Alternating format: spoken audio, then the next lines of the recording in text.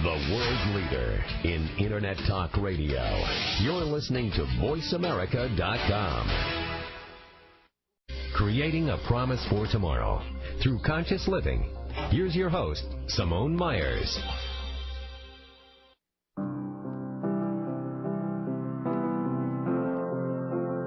Welcome to Conscious Living with Simone Myers. Conscious Living focuses around caring individuals like yourself and how you can become more involved in your community.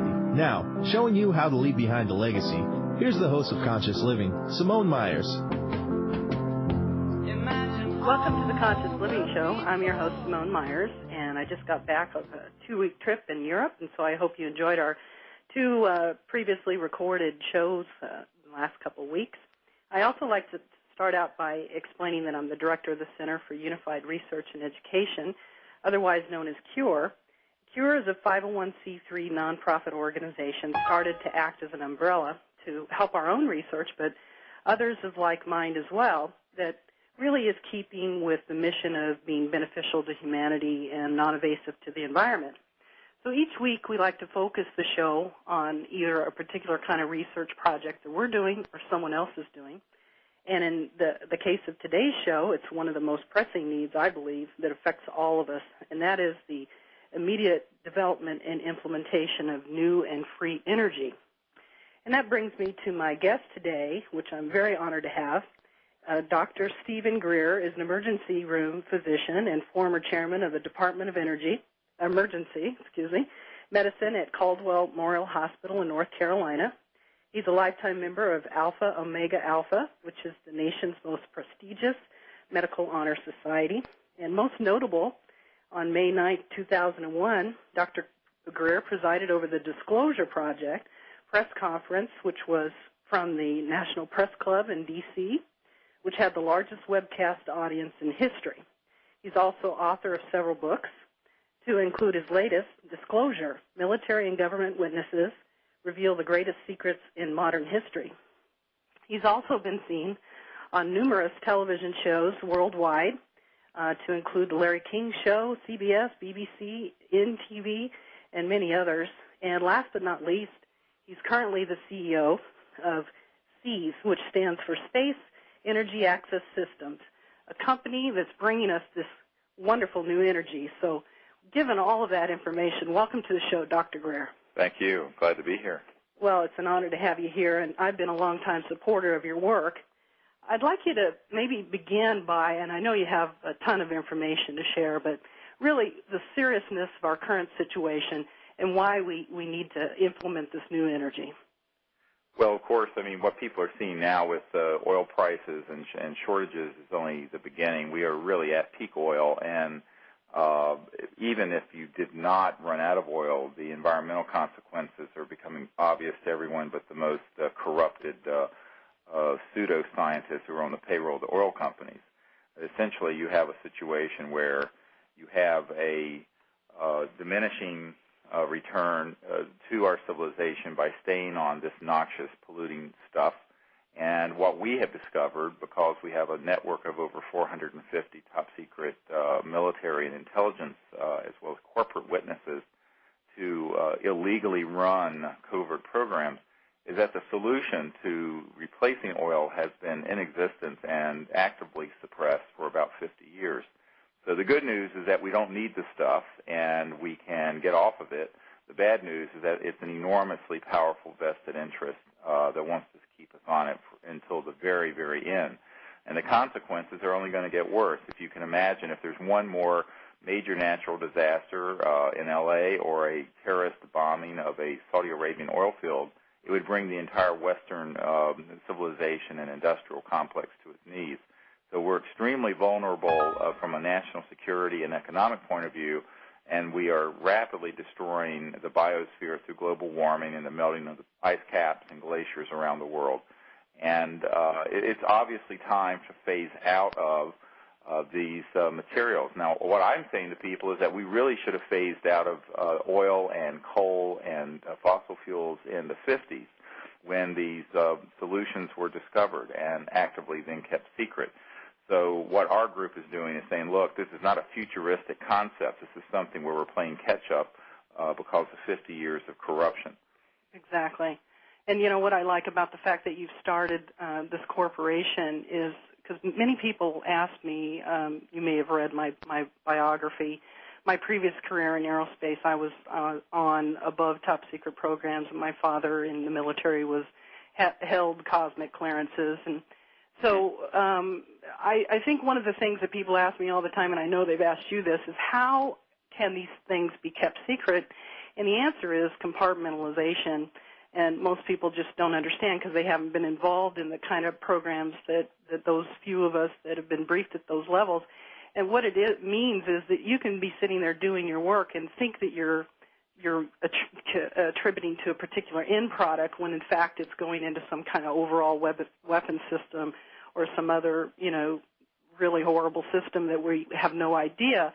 And even if you are briefed at the level of understanding the end product, you're faced with, of course, the non-disclosure agreements that we have to sign, say life imprisonment, the death penalty, to say nothing of the ridicule if we were to come forward with some of this information, or just the overall harassment. So that is how it's been kept so, you know, contained. Yeah, well, it's actually more sophisticated than that because the really important projects are all corporate. And the corporate contracting world is such that they make so much money off the projects that they do that people might know about on the Senate Intelligence Committee, for example, that in their back room they can fund other activities. And so you have this enormously complex, compartmented secret operation that has gotten out of control. And this is exactly what Eisenhower warned us about, of course, back in his last speech to the world, to the nation, when he left office in January of '61, when he said, beware the military-industrial complex. And it's not that he was against the military or that he was against, but he had seen personally what had happened when these things had gotten out of control and were, quite frankly, extremely dangerous. And he himself, we have witnesses who worked with Eisenhower, for example, who said that he personally knew about ultra-secret projects related to what the public would call UFOs and advanced energy and propulsion, where he had been just flat out lied to. And so, unfortunately, this is what happens when you know you get this a situation where a large vested financial and corporate interests end up taking control rather than being for the public good. And it's corruption. So the compartmentalization is part of the problem, but what is worse is the illegal corruption that goes with it. And we have maintained, in fact, can prove through the testimony we have, if people go to our website, disclosureproject.org, and that's disclosureproject, all one word, .org, we have an enormous amount of testimony from people who have been part of these projects and who have seen exactly how ruthless and illegal they have been operating for decades. What that means, of course, is that in the early 90s, when I briefed President Clinton's national security people as well as his first CIA director, I had a 3-hour meeting with Clinton's first CIA director, Jim Woolsey, to discuss these problems. Those people had come and approached our group because they had been denied access. So people go, oh, come on, it's the president, it's the CIA director. What don't they have access to? And what I say to people is that depending on which president you're talking about and which CIA director, they don't have access to everything important because it has been corporatized, privatized, stolen, and it's the largest RICO in the world. So the secrecy around these things is a very, very complex issue, and we've written some exposés of this that are available on our website as well as in these books that you mentioned. Right. And I think that's why it's important that you started the corporation you did, and likewise I started this organization, CURE, because it opens up avenues for these people. And again, a lot of people they take it the wrong way when I mention some of these things about our military and government agencies. There are wonderful people working at these places. Oh, absolutely. And, of course, I was one of them. And we love to know that there's avenues out there available to us that we can leave and feel like, okay, well, even if I'm not giving away everything here, if I step out of this situation, because many of us got to that point where you're faced with, you know, what you're contributing to is something that you don't agree with, and that you would like to step out, but where do you step out to? So your corporation's offering that, which I think is wonderful. And yes, and I would say anyone listening who is himself or herself or knows of someone that has a very clear understanding of these sorts of technologies that we are calling, quote-unquote, free energy, the ones that extract energy from the space around us and what have you, that they should contact us. Our corporate site is seaspower.com, S-E-A-S power.com. And we are in the process of making a final listing of the things that we have identified that look like they are worth moving forward with, so we can put together a coalition of people to begin to bring these technologies out to the public. The public needs to understand the nature of these technologies that have been kept illegally secret, and where you've had people literally assassinated and or threatened with jail time for discussing, are ones that would enable your house or your car to run from the energy that's in the fabric of space around you. And it gets a little esoteric, but essentially you do not need to be burning anything in your car or have an electric line to a coal-fired power plant to have all the power that you need. And this is something which we have can be proven, and which unfortunately is the basis for an entirely new civilization on this planet that would be sustainable and non-polluting. But we have enormous vested interest trying to stop this sort of project. But if there are people who have knowledge of this, we would love to see them come forward and help us move their technology forward. We have a testing program for these sort of technologies, and it's very high-profile people who have credentials and who are open-minded, who can verify the legitimacy of these sort of technologies. And so for the last 3 or 4 years, we've been really focusing on identifying those sorts of technologies. Right. And unfortunately, we're coming up on that first break, so welcome back to the Conscious Living Show. My guest today is Dr. Stephen Greer, who's CEO of Space Energy Access Systems, or otherwise known as SEAS.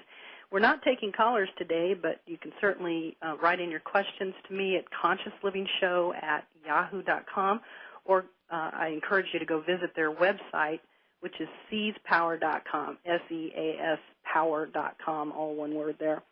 And before the break, you were starting to explain about SEAS and how you go about identifying and testing these technologies. Could you describe some of the promising technologies that have come to your attention? Well, there are several that have, for example, one category is what we call transitional technologies, and this would be technologies that, for example, a system that we've found that creates hydrogen for internal combustion engine conversion that is completely non-polluting and doesn't use the cracking of hydrogen off of oil or very energy-intensive electrolysis. And this particular inventor is wanting to move forward with a demonstration system, and he has invented also an injector that would convert your car to run on hydrogen, and the system elaborates or frees up hydrogen from any kind of water, polluted water, what have you, through a type of exothermic process. At any rate, that's one example of something that could get us completely off of oil using the existing engines that we're using and without creating pollution. It's a very significant advance. Interestingly, the people in the government have threatened him already, saying, oh, you can't do this because the hydrogen that would be created this way could be used for a terrorist weapon. I mean, it's completely crazy stuff. I mean, as if these big tankers full of gasoline and natural gas can't be blown up. I mean, it's silly. And on the other end of the spectrum, there's a man who has a proof of principle system that's what we call an electrogravitic system. This is a high-voltage system that causes a mass cancellation effect so that an object becomes weightless or appears to levitate, much like people have seen a so-called UFO do. By the way, I don't like the term UFO. There are two types of objects that are seen. One are extraterrestrial vehicles, and that's what they're called, ETVs in the trade.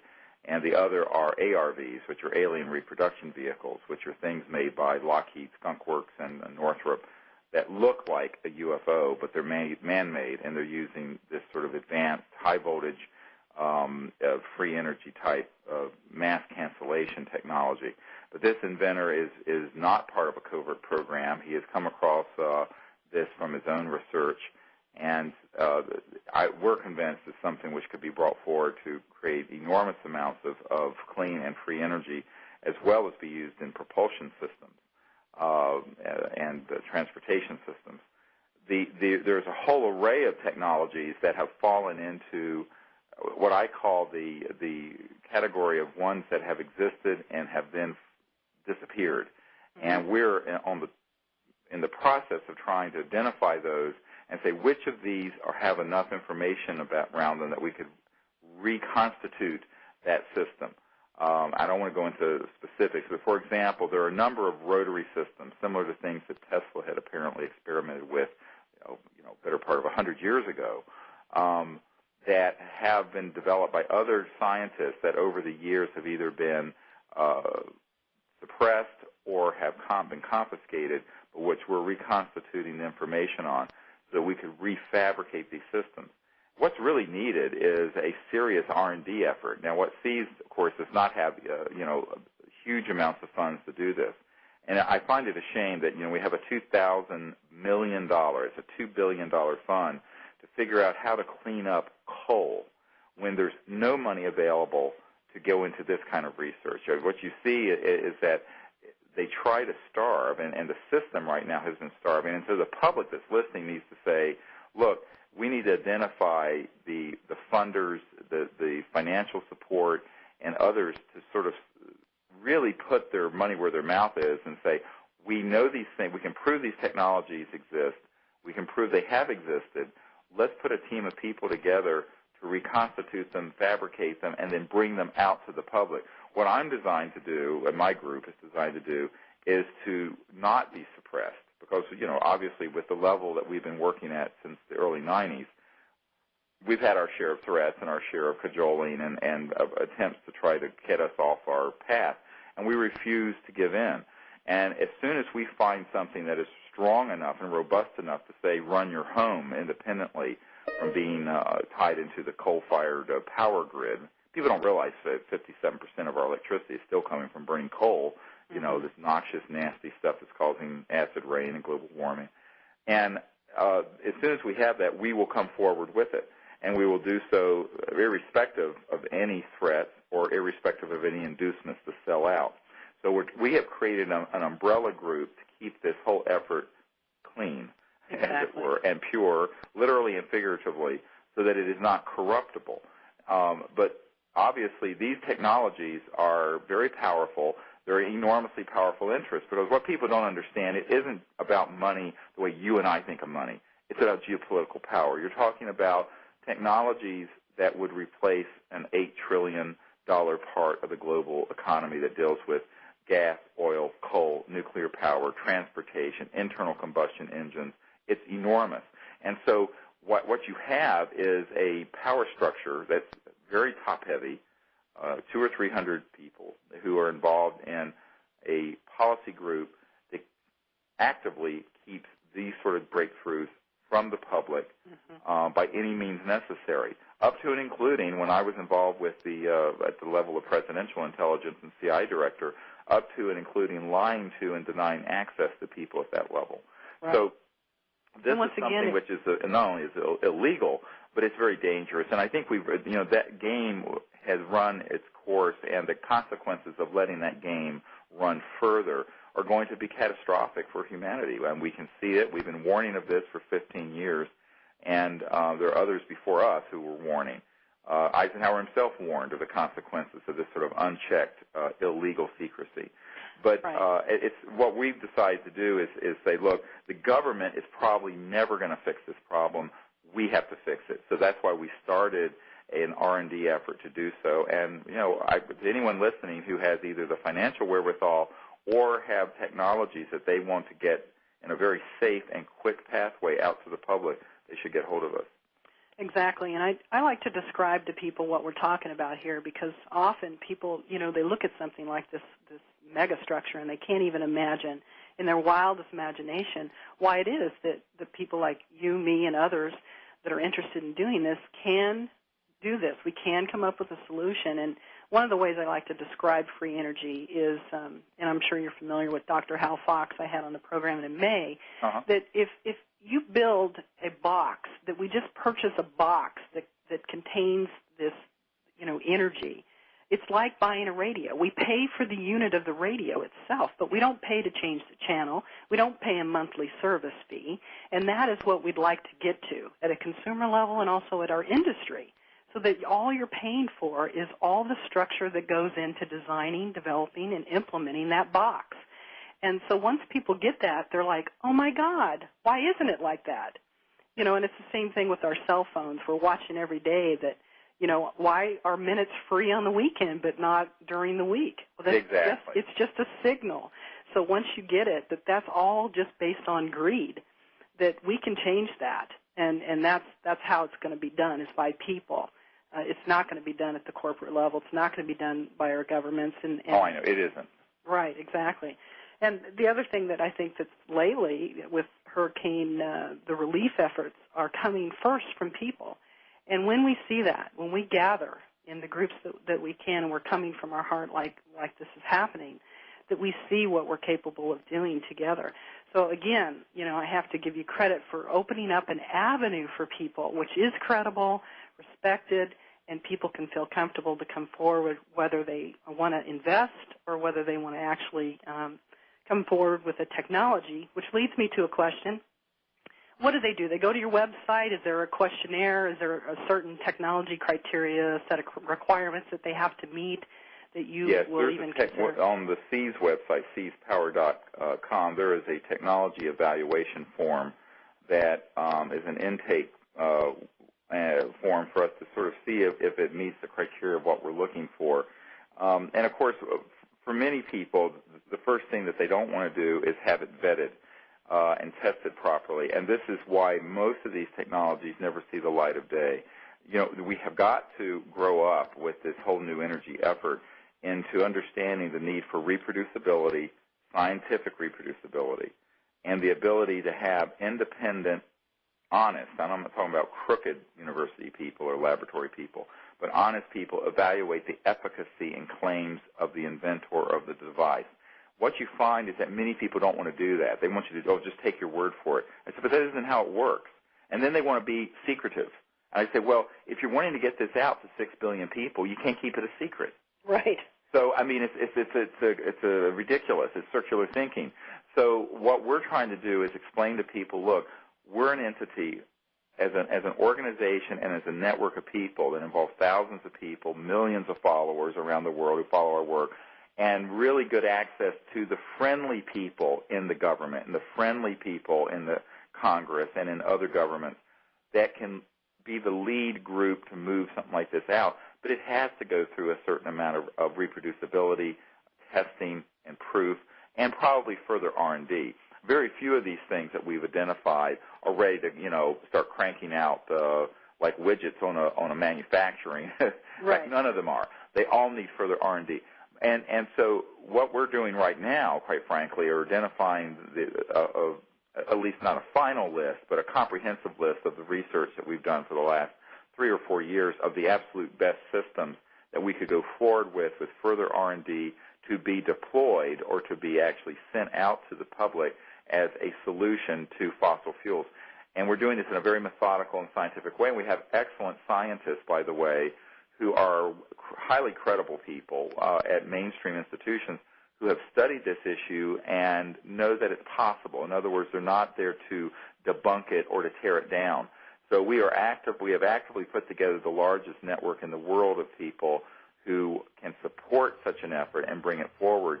And the first step is for people to actually approach us and say, look, this is what I have and this is what it can do, and we're willing to go through this process of cooperative development and cooperative testing. Unfortunately, I'm going to have to interrupt. We're right on top of a break, and please come back and join us for more. Welcome back to the Conscious Living Show. With me today is an extraordinary man who's dedicated his life to bringing to light and to life new and free energies. Dr. Stephen Greer, CEO of SEAS, and before the break, you really just touched on a subject about creating this list of available technologies and those that CSES is interested in looking at and validating, which it means you're playing a huge educational role here. So I'd like you to talk about some of the things that you really want the audience to understand of the different levels of education that we're talking about. Well, I think the first level is that a message of hope. Most people don't realize that there are extant on Earth today technologies which can completely transform the fortunes of the human race and the direction we're going in now to one that's sustainable and without pollution and without the kind of poverty we see all over the world. And that is these sorts of technologies. However, getting that kind of a change to happen requires a lot of people to know about it and be ready to support it. For example, you cannot do this sort of thing secretively. I have met with many scientists who want to have a sort of secret operation on their own, thinking they're going to outfox the masters of darkness, the masters of secrecy. I'm going, you're not going to do it. But what you can do, this is what we've done with the Disclosure Project. If people get at disclosureproject.org, they'll see we've done this very successfully, is to get people who know this information and get their testimony and the information, and in the case of these technologies, the actual machines, out to the public. The public want a solution.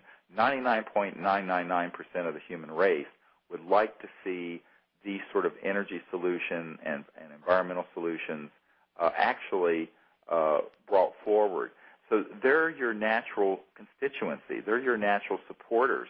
And it's very important that people be educated about the fact that not only is this possible, but that it's going to require, because of the corrupting influence of a lot of money and a lot of powerful institutions, including in government and in the corporate world and financial world, who don't want to see this happen, to have the masses of the public aware of it and ready to support it and then demand it. For example, a lot of people have asked the question, well, can something like this be patented? I said, sure, but you would issue the patent the day that you're on Larry King Live and Ted Koppel and 20 other major network and talk shows talking about the fact that you have the machine, it's operational, and you have half a dozen independent laboratories and universities that have reproduced and improved it. So it could not be suppressed. So that then Section 181 of the patent law, which allows for a seizure of technologies, would not be able to be used, because if they tried to use it, the masses would absolutely raise bloody hell. And, right. See, and so the public, and this is where I'm very egalitarian. I think people have got to understand that the situation we're in isn't going to be fixed by one heroic figure or one inventor. All of us are going to have to be aware of it and be willing to put our shoulder to the wheel and move this whole effort forward, because we're really talking about something that dwarfs the Marshall Plan. It's a transformation of the entire infrastructure of how humanity is living on Earth, and that's an enormous undertaking. And so people have to understand that that's going to require many people from diverse walks of life, as well as just the masses being aware of it, and not allowing something that does come along that's promising to be suppressed again or to be bought out and put on a black shelf at General Motors or Westinghouse or General Electric or SAIC or Lockheed or Northrop or any of the other corporations that have done so in the past. So I'm just giving you a list of a few. Now, I think this is why it's critically important for people to understand the role of public education, but also how that plays a role in security. Security around an operation like what we've had with the Disclosure Project, where we've had hundreds of top-secret witnesses come forward from the most tightly controlled secret projects in the history of the United States or Western Europe or what have you. None of them have been threatened, and none of them have been injured. Why? Because we did it en masse, we did it massively in the public, and we had millions of people who knew about it. The same thing has to happen with these energy solutions. You cannot do this in the darkness of night, because the folks that want to keep this secret own darkness. What they don't own is light. They don't own the truth. They don't own the ability. And if you can get the information out to the people through whatever means you need to, the Internet, radio shows, talk shows, I mean, I've been on every network in the world, then what happens is that it becomes very difficult to snuff out either the leadership of that effort or the inventor or the truth of the matter. Now, the media is very corrupt, and I will be the first to say that the big media is majorly corrupt. But ultimately, they're not going to be able to stay on that path of corruption once there's enough people who know about it. It will simply take off. So public education and public networking, so many people who've come to learn about what we're doing, it's been through word of mouth, it's been through radio shows like this, and someone hears and says, my God, get on this website. I can't believe this stuff is actually out there. Most people who look at what we've already assembled with the Disclosure Project can't believe it is already in the public domain. Right. It is so much information. I mean, we're not talking about one or two people with a ball on their face behind a black screen with their voice altered. We're talking dozens and dozens of top-secret people ranging from brigadier generals and colonels and astronauts, name, rank, and serial number testifying about the existence of this stuff. Right. So, that's out there. But people have to learn that it's out there and then tell their friends and families and coworkers and institutions that it's out there. So this is the power, of course, of the information age if we use it, and this is why education is so important. Well, the other element here about the education is that we have some other things that seemingly in the media seem to carry some hope, and I think a lot of people kind of turn a blind eye once they hear this, that, like the energy bill or what Toyota's doing or some of the other car manufacturers. And that, to me, is not the solution, because all they're doing is swapping one system for another, and they intend on carrying out the same greed perspective way. Yes. And it's this whole thing of temporizing it. It's right. It's like this terrible expression, look busy, Jesus is coming. They're trying to look busy, and so that people will think that there's people working on a solution when they know damn good and well they're not. Right. And this is the fraud that's going on in the whole, for example, global warming. People don't realize there's $5 billion a year being spent worldwide on studying global warming. Well, with a percentage rounding error of that, our group could come out with a solution to global warming. So, this kind of madness has got to be exposed for what it is.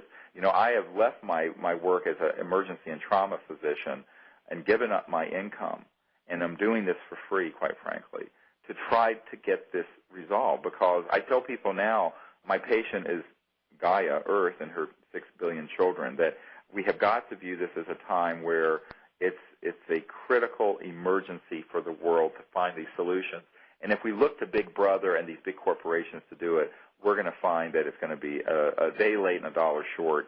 They really don't want the solutions to come out, except under their own control, on their own time schedule, where they have milked every trillion-dollar segment that they can out of the global economy into their power system. Right. It's an enormously corrupt and cynical program. And I know people sometimes are horrified because I'm very blunt. I'm an emergency doctor. If you come into the ER and you've got a brain tumor, I'm not going to tell you got a migraine. So it's just the way I am. But the truth of the matter is that our civilization is headed into a terminal sequence of catastrophe if we don't fix these fundamental problems.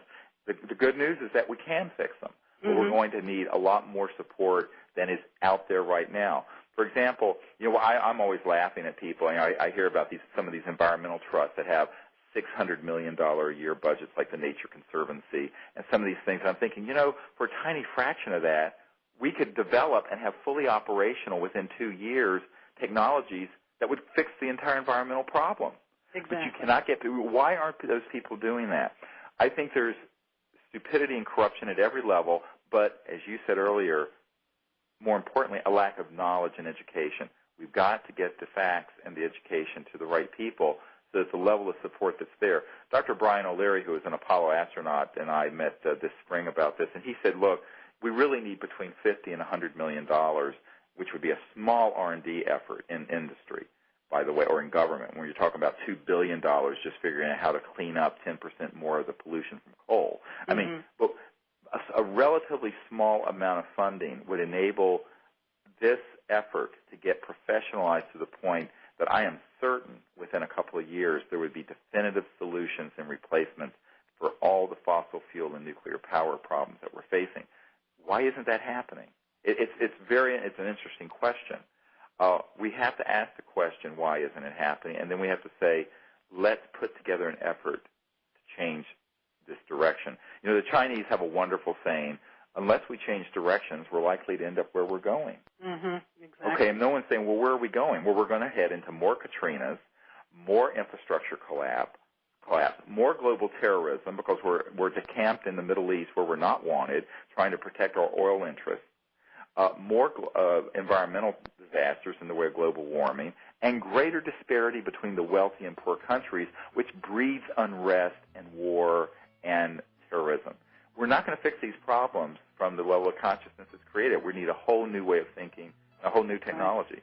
And unfortunately, we're at another break, but please come back and join us for more about what you can do to make this happen. So we'll be right back. Welcome back to the Conscious Living Show. With me today is someone to truly admire and have as a role model, a man that has had a prestigious medical career as an emergency room physician and is now dedicating his life to bringing the world much overdue new and free energy. And this man is Dr. Stephen Greer. And unfortunately, we're not taking callers today. This is the last part of the segment of the show, but you can go to their website at SeasPower, that's SEAS Power.com, or you can also send questions to me at consciouslivingshow@yahoo.com. Before the break, again, we were really, getting down to brass tacks here as far as what needs to happen now. What's the most pressing thing on your plate? What's the first application you would like to see that these technologies do? I think the most pressing thing on our plate right now is that we are in the final stages of identifying the top half a dozen or so of these technologies that can be moved forward, and then identifying clean sources of funding to get them to the stage of full beta-tested, manufacturable-ready prototypes ready to bring out to the public. And this is no easy thing. The venture capital world, generally, they want to take control of the interest, and then they'll be bought out and suppressed. It's very, very difficult. And so the biggest challenge on all this, and I think if you talk to Dr. O'Leary, if you talk to a lot of the people who have been involved with this effort, this area for 10, 20, 30 years, or to Dr. Bearden, Tom Bearden, who's written a 1,000-page book, a seminal work called The Energy from the Vacuum. That's a sort of theoretical physics book and a historical overview. But the big problem has been adequate and proper professionalization and funding of this effort, so that it isn't just a bunch of guys working out of their garages or in their basements on weekends. Ultimately, to get an entirely new technology and industry established that will replace the power grid, the engine that's in the boot of your car, you're going to have to get a serious level of support. That's where we are right now. That's our big challenge. But you have to do it in a way that's clean, because if it isn't clean, it's going to disappear into the black hole of whatever big money interest ends up taking control of it. So it's a strategic challenge to figure out how to do that and to do it safely. Right. And one of the ways that in the audience that has listened to the show before knows that our organization was set up as a nonprofit 501c3 to facilitate that initial research, to further the research along to get to a product level or a development stage, then to be passed off to that same company that could do the research, so you could, as an investor, receive a tax write-off, then be passed off to, is SEAS, by the way, is it a privately held company or is it publicly traded? No, it has a small group of sort of benefactor investors that support it. Now, the Disclosure Project is a 501c3 nonprofit. Okay. But SEAS is a regular corporate entity because we felt that would be the vehicle that could most quickly move something forward to the public. And again, a lot of people ask me, well, why do you want to, bring somebody, because in their perception this is competition. I'm like, no, there's no competition. The more the merrier here. We need to move this forward in different capacities and different people all over the world, and however that's done, whether it's through curriculum in university-level material, whether it's through the actual research and development. And what I like about you is that, here you are, and in my case, I actually come from the R&D world in aerospace, and so I have, because a lot of people ask me that question, how is it that you can, manage an organization like this? Well, that's what I used to do. I was a senior analyst for the government, and we analyzed, 500 million plus proposals, and so that's my background. But here you are, and it's a wonderful example that to run an organization like this, you have a medical professional background. It doesn't mean that that's what the CEO has to do. You don't have to know everything about, development and implementation, but at the same time, having said that, it's very apparent that you have drawn to you a wonderful mix of people that can hold up with that credibility and attract these investors that you need. And I really, you have to admire you for doing that. That's wonderful. Well, we're trying little by little. I tell people I'm just a country doctor here in Virginia. I know you always say that, and everybody laughs. But it's true, but ultimately, I've had to rely on people who really do understand and know, other areas of whether it's political or national security or what have you, because that's just not my bailiwick. I'm more the strategic leader and thinker behind this. And I'm not even the technical guy. I mean, if the VCR has to be set up, my wife does it. So you have to know your strengths and your limitations, and that's one of the things that in my team that I emphasize with people all the time. You've got to be real, and you've got to keep it real, and otherwise you don't get anything done. That's sort of how our orientation is, and but we do welcome people, helping to support us in any way they can, whether it's with leads to these technologies or people who are experienced in the business world who can help us as we move along this pathway, or people who are in the financial world, what have you. I mean, we're very open to that. The requirement is that people are doing this for, quite frankly, very altruistic reasons. I don't think this is going to happen through people trying to do this with the normal consciousness of greed and stupidity that's gotten us in the current situation. And so even though Seas is a regular company in the way it's structured, our orientation is very much towards turning the world around in a positive direction and to really get something enormously important accomplished. Right. Now, your latest book, does it highlight not only about the Disclosure Project, but moves into what Seas is attempting to accomplish? No, the latest book is really dealing more with has about 100 people. Well, no, I think it's 70 witnesses who were the initial witnesses that we edited their testimony and depositions and transcripts into this book, as well as all the government documents that talk about these secret projects and talk about the secret UFO operations and reverse engineering operations and events that have happened. However, what we do have on our Seas website is a very extensive number of articles and information. It's virtually like a book that's up there if people want to read it. The book I'm working on right now, to be honest with you, is an autobiography, because most people want to know, how did you go from the ER to being involved with briefing CIA directors and people like this on this stuff? I mean, and it's an interesting story, and it's going to be just a way of giving people an idea of what the truth is related to the subject. Because our whole purpose is, as I said earlier, is not only to bring out the technologies, but the consciousness behind it. How do we need to evolve as a civilization in our thinking in order to be a sustainable and a positive culture in the universe? And this is something that the book I'm working on right now will be very focused on. Well, that sounds wonderful. And again, I just want to thank you for being on the show. Unfortunately, we're down to 2 minutes. And I just think what you're doing is, of course, fantastic. It fits right into the same concept that we have at CURE. And what you've drawn to you, it is a successful combination of people and goals and processes to bring about these needed changes. So thank you, Dr. Greer, for being on the show today. I appreciate it. Thank you. I appreciate your help and support. Oh, no problem. And again, if anybody is interested, we welcome at CURE funding, and you can earmark it to Seas. And again, I've checked that with an attorney and accountant, and that's the way our mission is. We deliberately kept it as broad as we could to help efforts such as this. So I encourage you to do that. Our website is earthcure.org. You can also, if you don't feel like you have a lot of money to give, our membership is only $35 a year, so check out our website for that. And please come back next week. We have some more interesting guests. In my trip to Europe, I met with these individuals, founder of Space Life Institute, Omri Sorley, and the director, David Fiscaletti. And they're going to be discussing their discoveries on consciousness and human evolution. So please join me for that. Until then, this is the Conscious Living Show. I'm Simone Myers, and this is VoiceAmerica.com.